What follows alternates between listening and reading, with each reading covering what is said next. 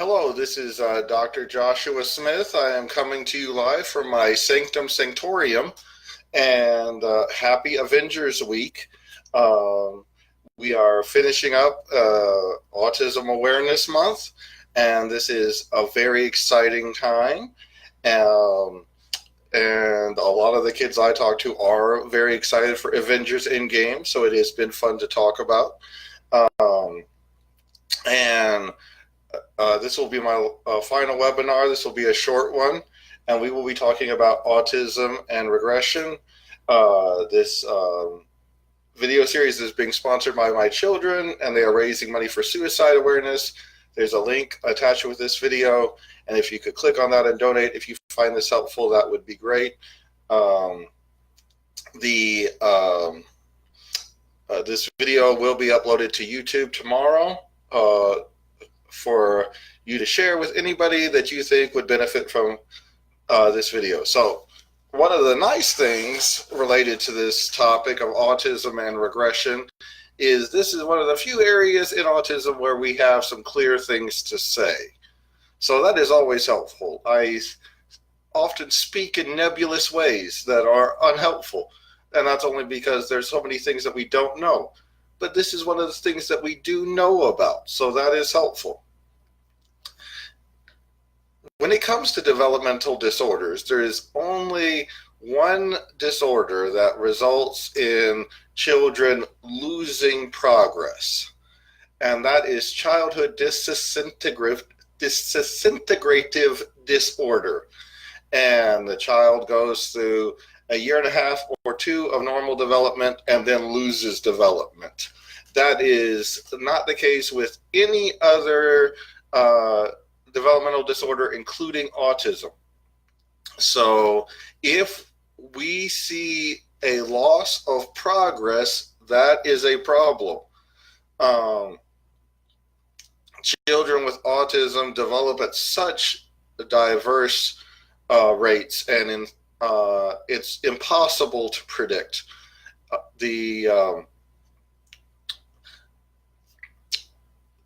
My daughter was walking at 9 months and running at 9 months in one day, and her verbal development has been uneven, to say at its best.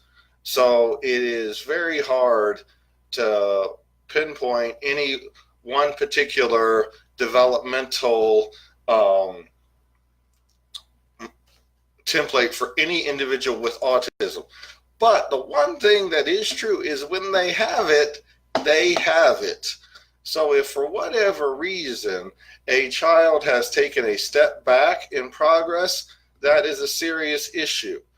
Now, the most likely reason for a autistic child taking a step back in progress is change.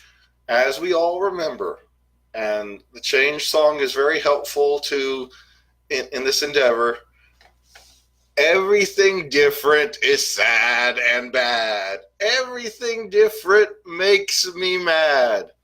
Change is bad for autistic people. They no likey. And this was evident with my daughter Caitlin, who was speaking some before we moved to Virginia, but then when we moved to Virginia, it stopped. She stopped talking altogether. So it was a very difficult decision to know what to do relative to that move. I had to do an internship. I had very little choice about where I was placed. I was going to go to Virginia, and the choice was, do we all move, or do I just move and come back on the weekends or as I can? It was tough to decide, and we decided all to move. That took Caitlin away from her school that she knew, from the teachers that she knew, from her family, and that resulted in a regression of behavior. And it took a long time to reestablish previously gained progress. If you see any regression of behavior whatsoever, you need to let that child's therapist know about it, and quickly. Sometimes the changes are obvious, like the move that we made um, with my daughter. Sometimes they are not so obvious. And considering that these children have problems with emotional communication, it makes it that much more difficult to identify.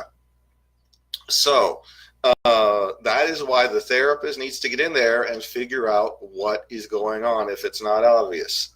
Now, one of the things that is unfortunately true is I have peak years when people come to see me for new clients, and they are kindergarten, and they are sixth grade, and they are ninth grade. And it is very easy to figure out why, and it doesn't take a doctorate degree. It is because there are changes in school. You are going from not attending school, and in some cases not attending preschool or daycare, to attending a kindergarten. You are going from elementary school to middle school, and then you're going from middle school to high school. All are significant changes, even for those who are typically developing.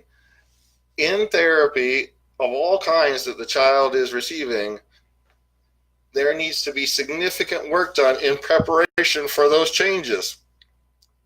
With established clients, I will work 6 to 9 months preparing for transitions from upper education, such as middle school to high school.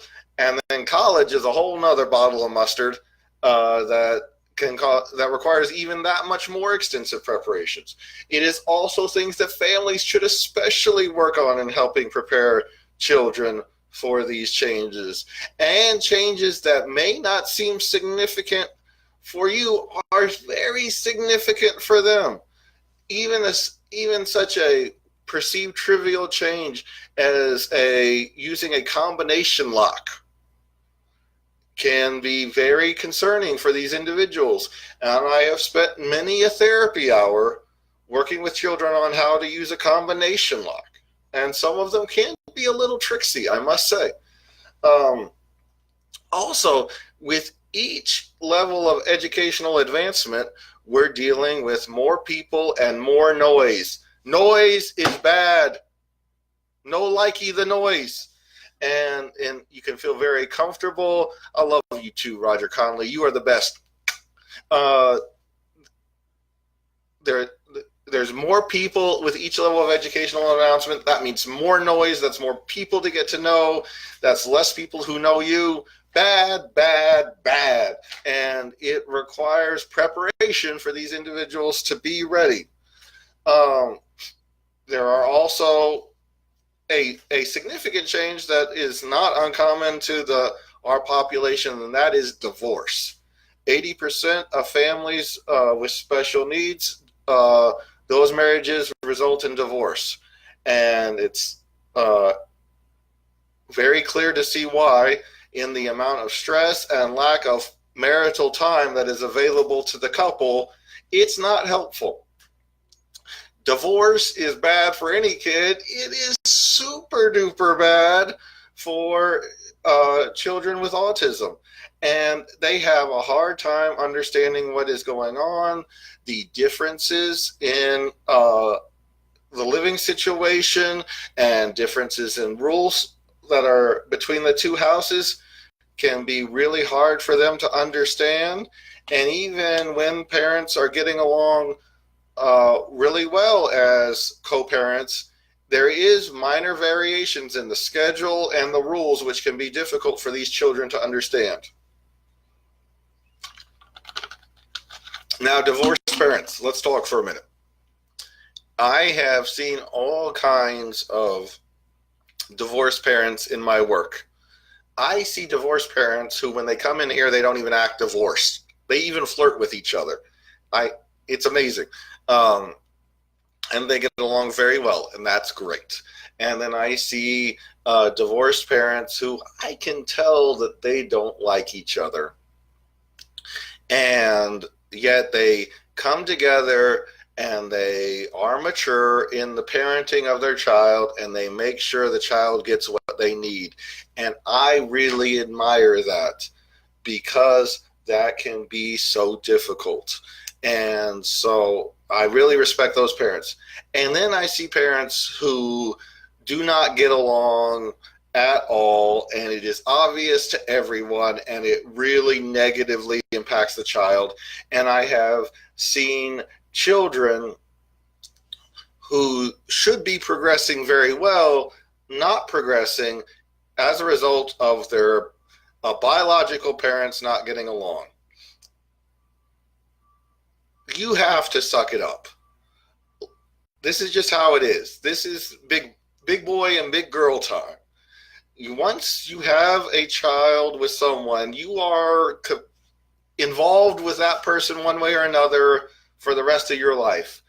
And even when they're adult, there's things that you're going to have to negotiate. That's just the way that how it works. And if you're not prepared for that, don't have children. If you have children with autism, it's still a thing. And I'm not going to get into whether people should or should not get divorced, but you're still going to have to be a parent to that child, and you're going to have to figure out how to get along with the person that you've had a child with. And if that means swallowing your pride, if that means losing a few battles, then you lose a few battles, because you do things for your child that you wouldn't do for yourself. And this is one of those things. And do not argue in front of the child. Do not talk badly about the other parent in front of the child. That will lead to significant problems for the child. And if you are going to be in a new relationship, it is very helpful to prepare that child for that transition with as much preparation as possible, and to speak in a clear fashion, in concrete terms, so that they can understand what is going on. Okay, let's see. Another big transition that happens is death. And many children with autism do not like the concept of death. I even have had children with autism who very much enjoy animals, have had very significant reactions to the loss of pets, and it is important not to trivialize what they're going through. It is good that they have an attachment to a living organism, and if that is a pet, even a pet that you don't even really like, it is good for them that they have that, and they needed to be supported through the death of a pet, grandparent, or any other family member. We do not use phrases like pass away or in a better place. We use concrete places. Our dog is dead. When we use pass away or better place, that can be confusing to the child, and they might think, well, if they're in a better place, can I go there? So we use concrete terms at their age-appropriate level. Now, last thing, and this is a difficult thing to talk about, but it is important. There are children with autism who are sexually abused. People who sexually abuse autistic children will go straight to hell, and they do not pass go, and they do not collect $200. They will go straight to hell.